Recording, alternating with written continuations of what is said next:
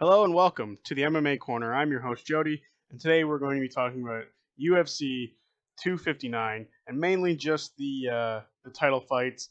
The main card below that is interesting looking, but I'm going to be focusing on the meat and potatoes of the whole card, the three title fights, and let's get into it.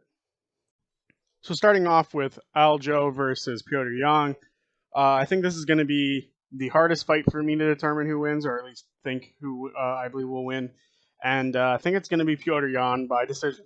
I think they both have great work in different areas. I think Aljo is going to be the superior grappler, and I think that obviously Piotr is going to be the superior striker. And because of that, I think they're going to cancel each other out. I think uh, Aljo is going to try to get some takedowns, go over some grappling, but I think Piotr is going to be able to keep him up. They're going to play extremely safe with each other, not put themselves in compromising positions, and they're going to make sure that they're where they want to be. And I think it'll be easier for Piotr to be where he wants to be because you start standing up. With that being said, there is a chance that Aljo takes him down, obviously, but I think it's more likely that Piotr Jan keeps himself standing, and then they work 5 rounds from there. Because if Aljo can't get the takedowns, I think he's going to play really safe, make sure he doesn't get knocked out, and then work toward potentially tiring out Piotr for the later rounds to go back to submission attempts. From there, I think it's just going to, they're going to go even the whole way. I think it'll be I'm going to say just unanimous decision for Piotr Jan. So the next fight is Amanda Nunes versus Megan Anderson, and I think this is just the easiest fight on the card. I think Amanda's going to be able to take it. I think she is just so much better than Megan Anderson. Megan Anderson's still really new to the game, uh, and yeah, she hasn't really had like super tough competition to go up against, and she's also lost. The tough competition that Amanda has is far superior to anything that Megan's fought. Uh, yes, Megan beat Kat beat Amanda, but that was with like an eye poke with her toe, so it's not really quite beating Kat, but it doesn't matter. In the end, Amanda's just so much better than Megan. I think she's gonna try to, knock her out with a head kick. I think she's gonna, try to just beat her early and then go home, take her paycheck, and dust her hands off at the end of the day.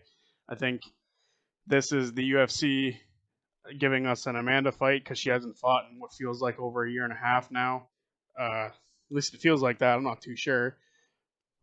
So yeah, I think they're giving her a fight, and Megan's like the only one left in that division that she hasn't beaten yet, so she's getting it. Uh, it's not going to end well for Megan, I don't think. So lastly, the light heavyweight fight. This is this is complex. This fight I think is going to be talked about for a long time. This fight is gonna, in my opinion, if it goes 5 rounds, will end up in the Hall of Fame for whatever fighting we may have in no less than 3 years. I think this is going to be a barn burner of a fight. I think this is going to be insane. I think the the conversation all goes around what's better, power or precision and speed. Because for me, obviously Yan has more power, but Adesanya has that precision and has that speed, which equals power. Uh, it's hard to tell who's going to win. I think if I'm being totally honest with myself, I think Izzy is going to win. I think he's going to be much faster. I think he's going to be able to slip and dodge whatever Yan's going to throw at him, and I think he's going to find openings that he can put his speed and put his precision into, and just catch Yan. He's going to catch him a couple times. I don't think it's going to be a one and done. I don't think it's going to be like what he did with Whitaker, where he knocked him out like just before the round ended, so he was able to get up and go back to his corner. Because Robert was done. That was it. Robert got caught one time by that speed and that power, and it was pretty well over. The next round happened, and it ended not too shortly long after that. I think that Yan is a very, very tough fight. Look what he did to Dominic Reyes. He destroyed Dominic Reyes with his power, and I think he's going to be able to potentially do that in later rounds with Izzy if he's able to catch him early with some good body shots, take Izzy's cardio out of there. But I think that's harder for him to do than it is for Izzy to do what he has to do to win. My prediction is that Izzy wins round 3 by TKO. Hopefully no hump afterwards. But with that being said, I do think it's very, very plausible that Yan catches him because Izzy's not cutting any weight. He is a naturally smaller guy. He usually weighs in at like 184 without cutting any weight. I'm pretty sure he walks around at something like 190, and when he wants to weigh in, he just stops eating food. So it's very, very likely that the size advantage here is going to play a huge factor for Jan Blachowicz. I think Jan is going to be able to just outmuscle him in a lot of situations. I think Jan might even try to take him down or even clinch with him.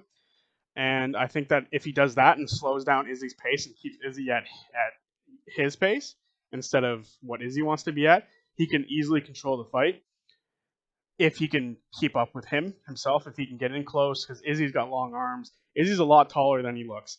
Like, a lot of people say that he looks small, but then he stands next to people. I think he and Yan only have like an inch difference in height, and yeah, I think Izzy might have that inch. I'm not totally sure, just off the top of my head, but I think that the size difference is purely going to come in weight, and I think that if Yan can use that to his advantage, he's going to. He's going to be able to clinch him, hold him up against the cage, bring him to a drag of a fight, which might suck for a lot of those people who don't like watching slower fights. I happen to not mind it. I think that if he is able to do that, he's going to be able to completely terminate Izzy's game. And he might even be able to take him down and do something with him on the ground. Because Izzy isn't about ground work, he's about stand up. He is about defending that takedown or getting up immediately after getting taken down. He showed that against Kelvin Gastelum. He was taken down a bunch and then stood right back up within about 20 to 30 seconds of getting taken down. Give or take a few. That might have lasted longer than that.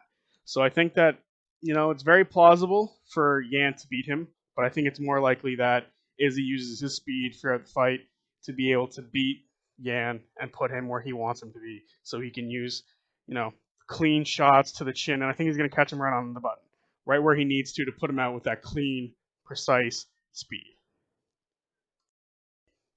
So those are my predictions for the card this weekend. If you agree, tell me down below in the comments. If you disagree, tell me down below in the comments. Tell me how fucking stupid I am. Tell me how wrong I am. Tell me how Megan Anderson's going to kill Amanda Nunes. Go ahead. I want to hear it all in the comments below. If you want to see more videos like this on a regular basis, hit that subscribe button.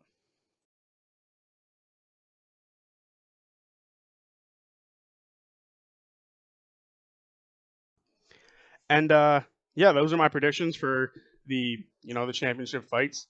I think this is going to be a great card overall. We have Thiago Santos opening the main event. And one more thing I wanted to talk about was the fact that Dominic Cruz is on the fucking prelims.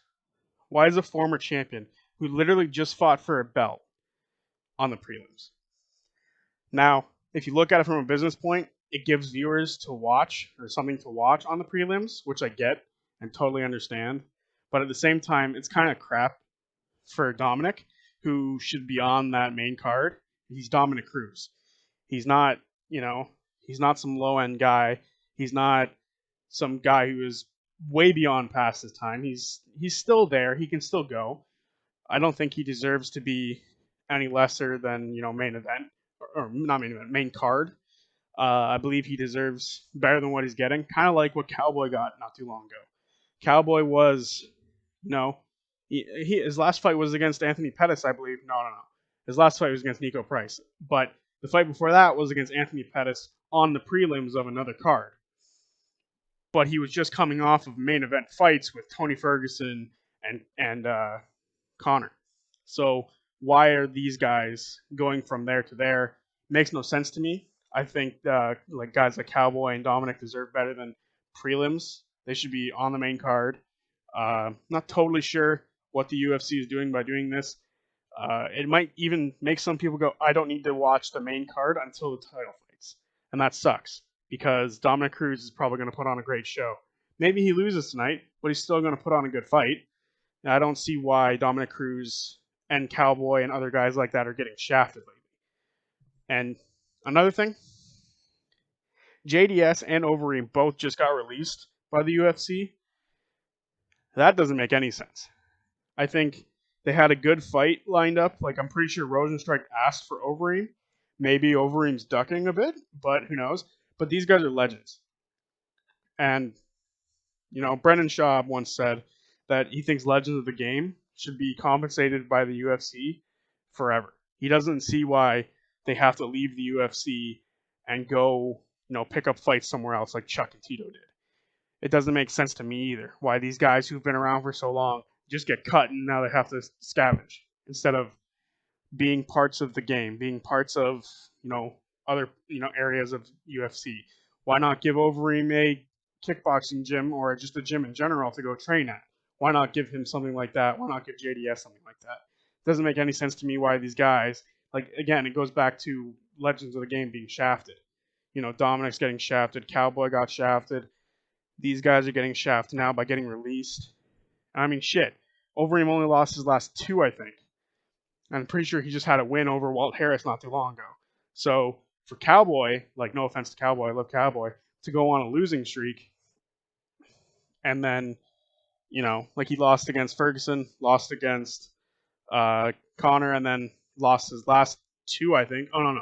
Tied Nico and lost to Pettis and isn't getting released, whereas Overeem is, and he's only lost his last two fights and just won another one before that. Doesn't make a lot of sense to me. I don't see why a lot of these legends are getting pushed out. You want those notable faces, and I think the UFC is making a huge mistake with that.